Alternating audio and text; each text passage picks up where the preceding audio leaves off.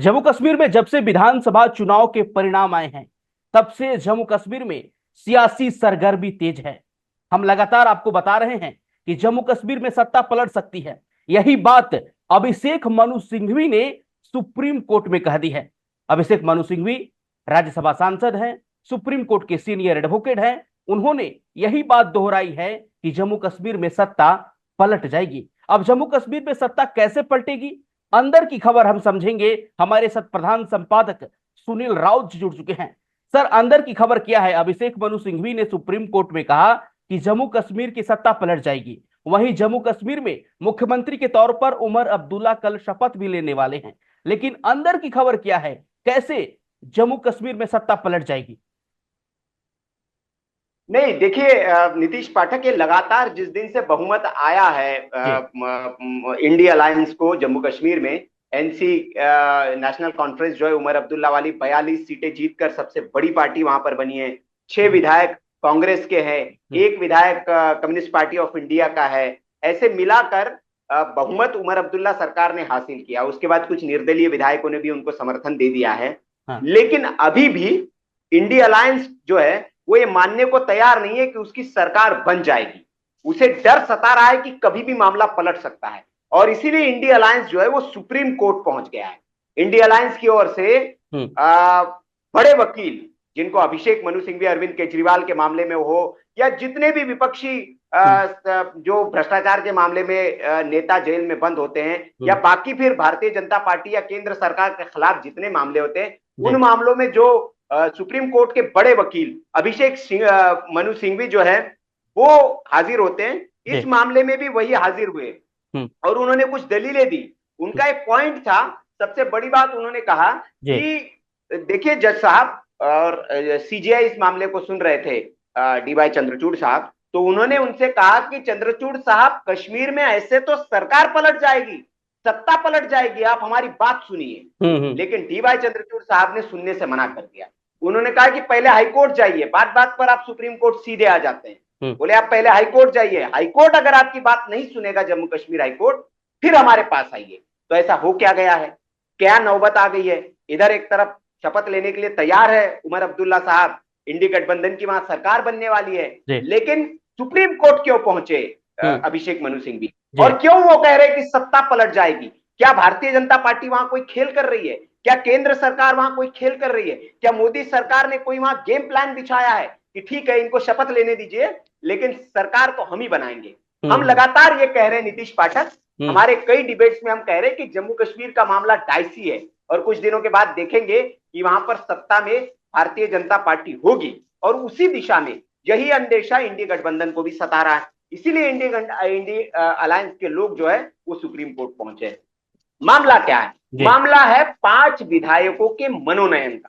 सबसे पहले दिन आप याद करिए नीतीश पाठक, जब हमने एक गणित समझाया था कि कैसे केंद्र सरकार खेल करेगी जम्मू कश्मीर में, और उस खेल में ये जो 5 राज्यपाल की ओर से, एलजी लेफ्टिनेंट गवर्नर की ओर से जो मनोनीत 5 विधायक है वो खेल करेंगे, ये हमने पहले दिन समझाया था। सेम वही बात अभिषेक मनु सिंघवी ने सुप्रीम कोर्ट में दी, बोली है, और उसकी दलील सुप्रीम कोर्ट में उन्होंने दी है। और उन्होंने कहा कि ये जो 5 मनोनीत विधायक है, जिनको 5 किए मनोनीत किया जा रहा है, ये सत्ता पलटने का दम रखते हैं और सत्ता पलट देंगे। दरअसल मामला ये है कि 90 विधायकों वाली विधानसभा है जम्मू कश्मीर विधानसभा, लेकिन जो पुनर्गठन विधेयक जो पास हुआ है वहां पर, जब जम्मू कश्मीर और लद्दाख को अलग अलग किया गया, धारा 370 हटाई गई, तो एक विधेयक पेश किया गया था गृह मंत्री अमित शाह की ओर से। उसमें उन्होंने एक क्लॉज डाला हुआ है कि राज्यपाल के पास एक शक्ति दी है, लेफ्टिनेंट गवर्नर के पास एक शक्ति दी है कि वो 5 विधायक अपनी ओर से मनोनीत कर सकते हैं, जिसमें पीओके से निर्वाचित कुछ लोग हैं, कुछ अलग अलग कैटेगरीज के 5 विधायकों का मनोनयन हो सकता है। और मजे की बात है कि जम्मू कश्मीर में नतीजे आने के पहले ही 5 विधायकों का मनोनयन कर दिया गया भारतीय जनता पार्टी की ओर से। तो इसे माफ करिएगा, गवर्नर की ओर से 5 विधायकों का मनोनयन कर दिया गया, यही एलजी साहब की ओर से। इसी का मामला सुप्रीम कोर्ट में पहुंच गया, और अभिषेक मनु सिंघवी कह रहे कि इसको रद्द किया जाए। ये जो 5 विधायक है, ये विधायक जो है ये सत्ता परिवर्तन कर सकते हैं, सत्ता परिवर्तन में वहां भागीदार हो सकते हैं, और इसीलिए जरूरी है कि इनकी सदस्यता जो है इनको बहाल न किया जाए, क्योंकि इसमें मामला ये भी है कि इनका जो शपथ ग्रहण होगा वो उन्हीं विधायकों के साथ होगा जो निर्वाचित विधायक है। तो इसका भी ये विरोध कर रहे हैं कि निर्वाचित विधायकों के साथ क्यों होगा। तो सबसे मेन मुद्दा है कि ये जो पहुंचे थे उन्होंने कहा कि इनका मनोनयन जो है वो रद्द किया जाए। 90 विधानसभा वाली विधानसभा में इन 5 विधायकों का कोई काम नहीं है। लेकिन डी.वाई. चंद्रचूड़ साहब ने दो टूक कह दिया कि भैया आप इसको पहले हाईकोर्ट जाइए, हाईकोर्ट में मामला आप अगर नहीं सुनते हैं, वहां आपकी बात नहीं सुनी जाती है, तब आप हमारे पास आइए। आप सीधे हमारे पास आ जाते हैं। तो लाइव लॉ एक वेबसाइट है, उसकी रिपोर्ट के मुताबिक जो वरिष्ठ वकील है अभिषेक मनु सिंघवी, उन्होंने दलील ये दी थी कि एक बुनियादी संरचना का मुद्दा है। उन्होंने जो बताया सुप्रीम कोर्ट ने, मैं उसकी बात बता रहा हूं आपको, और आप इसके सहारे चुनाव से मिले जनादेश को रद्द कर सकते हैं। ये उन्होंने बताया कि चुनाव में जो जनादेश मिला है हम लोगों को, उसको रद्द किया जा सकता है। और याचिका पर इस पर फिर जस्टिस संजीव खन्ना ने रिप्लाई देते हुए कहा कि हम जानते हैं कि आप हाईकोर्ट में इस मामले को लेकर जाइए। और उन्होंने आगे कहा कि हमने पहली बार में याचिकाओं पर सुनवाई की है, हम देखते उस पर कई चीजें छूट जाती है। उन्होंने कहा कि जब आप करते कई चीजें छूट जाती है तो आप जाइए वहां पर।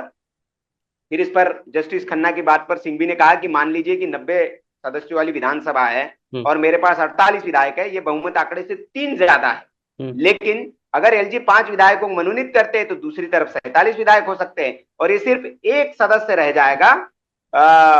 और आप इस शक्ति का उपयोग करके चुनावी जनादेश को आप रद्द कर सकते हैं। जो गणित हमने समझाया था कि अभी तो 90 विधानसभा है, अभी बहुमत के लिए आपको 46 विधायक चाहिए, 45 आधे कर दिए जाए तो 46 विधायकों में आपको बहुमत मिल जाता है। लेकिन जैसे ही 5 विधायकों का मनोनयन हो जाता है तो ये संख्या घटकर बढ़कर 48 हो जाती है। 48 विधायकों की आपको जरूरत होती है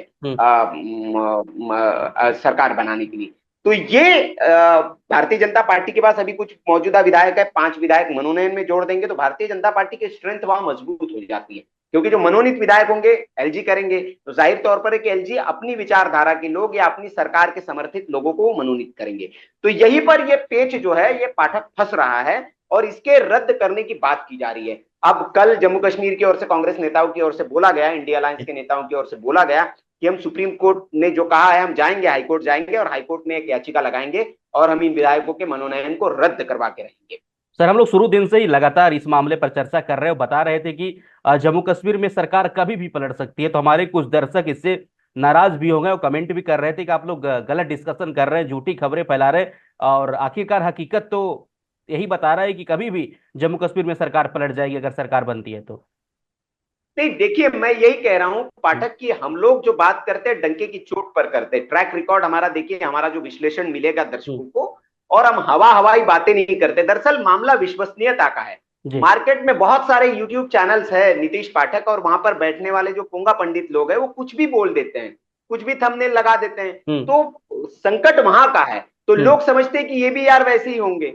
जो पहली बार दर्शक आता है वो तो वैसी तुलना करता है ना कि ये भी यार वैसे ही होंगे, क्योंकि वो भी कुछ गप मार कर चले जाते हैं और वो गप सच होता नहीं है। जैसे लोकसभा चुनाव में एक चैनल था, वो कह रहा था जी इंडी गठबंधन वापिस आ रहा है, बड़ी संख्या में सीटें आ रही है, तो एग्जिट पोल चला दिए जाते हैं ऐसे चैनलों पे।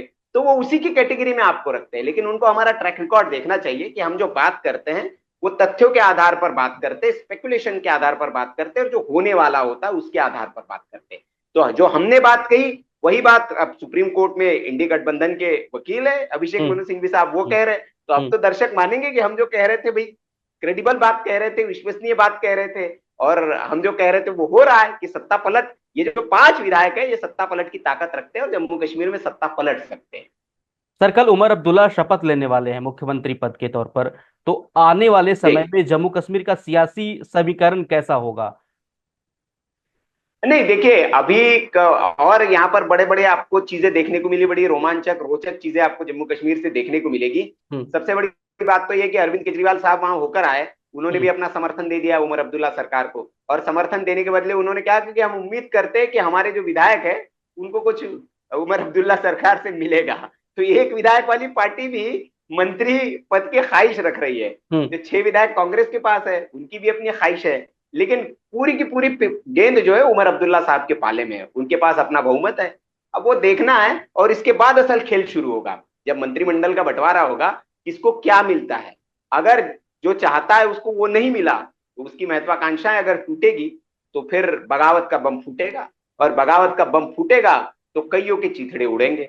हम्म। और इस चीथड़े में, इस बम के धमाके में कौन उड़ता है, कौन बचता है, अभी जम्मू कश्मीर बड़ी रोमांचक होने वाली है लड़ाई। और जो जी। हमने कहा है 6 महीने में, आप देखिएगा नीतीश, फिर हम चैलेंज कर रहे हैं दर्शकों को, 6 महीने में जम्मू कश्मीर की सरकार की पूरी जो संरचना है, पूरा का पूरा परिदृश्य है, वो बदला बदला सा मिलेगा और बदला बदला दिखेगा।